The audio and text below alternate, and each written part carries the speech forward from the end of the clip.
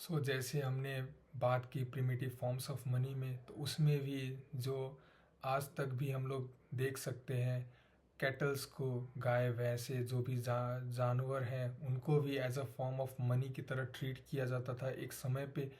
और उसकी खासियत ये थी कि जो लोकेशन वाली बात थी, जो ट्रांसपोर्ट वाली बात थी, तो वो काफ़ी आराम तरीके से वो लोकेट हो जाते थे, एक जगह से दूसरे जगह पे मूव हो जाते थे। लेकिन एक समस्या अभी भी बनी रहती थी, जो उसकी स्केल की, कि अब उसको एक गाय भैंस बकरियों को तो अब हम लोग काट नहीं सकते, लेकिन as a form of money, as a form of transaction उसको यूज़ किया जाता था। और आज भी कई सोसाइटीज़ में अभी भी as a payment method, as a medium of exchange, cattles को, जानवरों को यूज़ किया जाता है काफ़ी सारी कम्युनिटीज़ और सोसाइटीज़ में।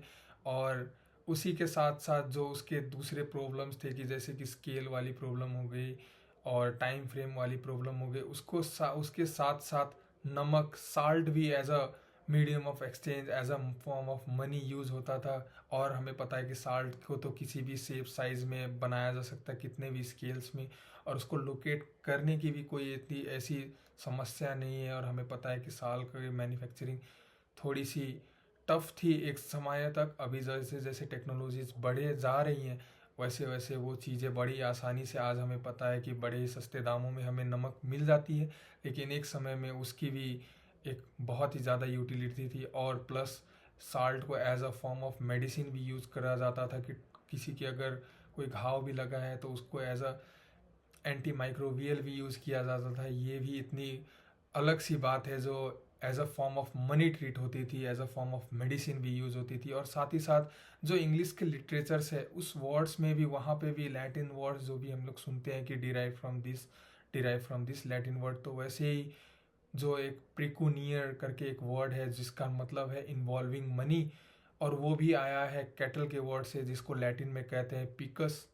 और साथ ही साथ जो हमारी सैलरी है, जो हम लेते देते हैं, जो भी कॉर्पोरेट वर्ल्ड्स हो या कुछ भी काम कर रहे हो, तो सैलरी हर महीने जो भी हमारी तनख्वाह बनती है, तो वो भी साल्ट के तरफ से आया है, जिसको लैटिन में सैल बोलते हैं, और वही हमारी सैलरी बनी है। हम लोग सुनते हैं ना सलाइन वाटर, उसी तरीके से जो साल्ट को है लैटिन में सैल बोला जाता है, और हमें उसका एक एडवांस वर्जन सैलरी बन के आया है। तो इसी तरीके से जैसे जैसे ह्यूमन हिस्ट्री आगे बढ़ती जा रही है, जैसे जैसे मेटलॉर्जीज और बढ़िया तरीके से हमारे ज़िंदगी में आ रही है, टेक्नोलॉजीज ऊपर बढ़ते जा रही है, मॉडर्नाइजेशन बढ़ते जा रहा है, तो वैसे वैसे जो गोल्ड कॉइन्स हैं, जो सिल्वर कॉइन्स हैं, उनको एक्सट्रैक्ट किया जाता है। और एक फन फैक्ट आपको बताता हूँ, कि एक ज़माने में जो नोबेल प्राइज़ विनर होते थे, उनको एल्यूमिनियम के थाली में खाना परोसा जाता था एज अ प्राइड। जिसने भी उस नोबेल प्राइज़ को जीता है, जिसने भी उस, मतलब नोबेल प्राइज़ कितनी बड़ी बात होती है कि किसी भी साइंटिस्ट को, और उस टाइम पे तो सिर्फ scientist specific Nobel prize gifting चीज़ होती थी। तो सारे लोग जो आते थे, जो भी बड़े बड़े साइंटिस्ट हैं, वो सारे हॉल में रहते थे, सबको गोल्ड के थाली में मिलता था। उस टाइम पे गोल्ड की टेक्नोलॉजी थोड़ी इम्प्रूव हो गई थी, तो गोल्ड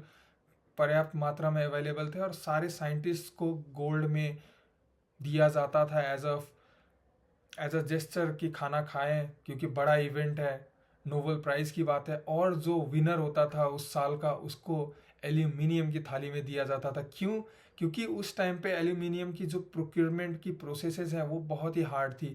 बहुत ही मुश्किल से कुछ एल्यूमिनियम्स हम लोग प्रोड्यूस कर पाते थे, और वो थाली मिलता था, तो एक प्राउड की बात होती थी। फिर कुछ साल आए, 20-30 साल, और एक टेक्नोलॉजी डेवलप हुई, जिसकी वजह से एल्यूमिनियम का जो एक्सट्रैक्शन है, जो उसका प्रोक्योरमेंट है, बड़ा ही आसान हो गया। और आज हर घर में एल्यूमिनियम है, हर घर में सोने की थाली तो है नहीं।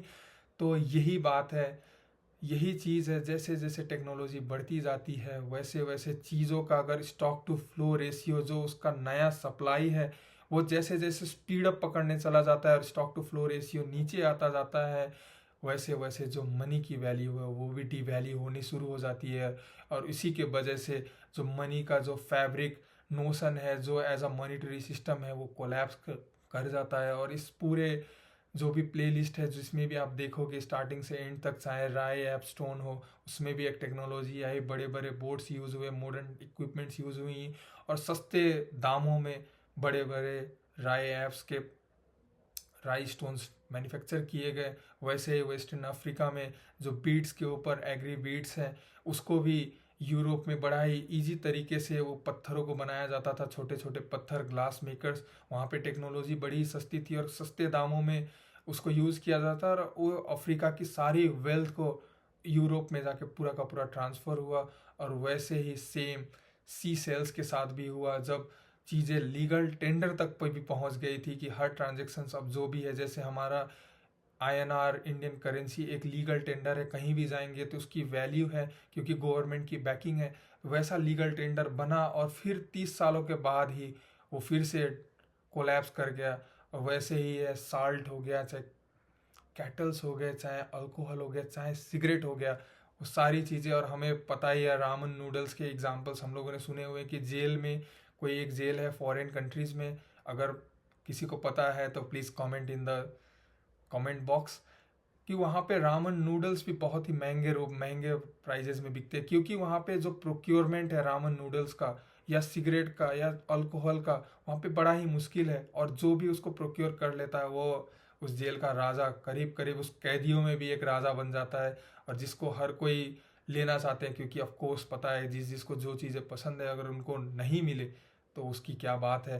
तो ऐसे ही जैसे जैसे मॉडर्न टेक्नोलॉजीज ऊपर बढ़ती जाती हैं, जैसे जैसे चीज़ें और इम्प्रूव होती जाती है, मॉडर्नाइजेशन बढ़ती जाती है, वैसे वैसे मनी का जो फॉर्म है कहाँ से लेके कहाँ तक ट्रांसफॉर्म हुआ है, कहाँ हम लोग सी सेल्स, बीड्स, स्टोन्स, राई स्टोन्स और इन सारी चीज़ों से हम लोग ट्रांजेक्शन करते थे, बार्टर सिस्टम वाली ट्रांजेक्शन्स, उससे इम्प्रूव होके फिर गोल्ड और सिल्वर आया, और आज जो फियाट करेंसी है, जो INR है, जो डॉलर है, वो हम यूज़ कर रहे हैं। तो उसी तरीके से नेक्स्ट चैप्टर में हम लोग metals as a form of money के ऊपर डिस्कस करेंगे, और उनके अंदर के भी जो नुआंसेस हैं उनको भी ट्रिगर आउट करेंगे। और यह मैं मुरारी गुप्ता, आपका दोस्त, आपका बड़ी, यू आर वॉचिंग डिक्रिप्शन।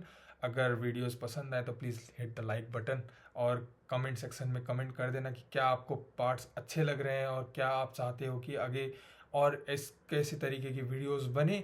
और subscribe the channel if you want, if you are liking this videos, so that कि आपको नोटिफिकेशन मिलता जाए, और उस बेल आइकन को हिट करना कि इमीडिएटली जैसे ही वीडियो पोस्ट हो आपके नोटिफिकेशन फीड पे वो ऑन हो जाए।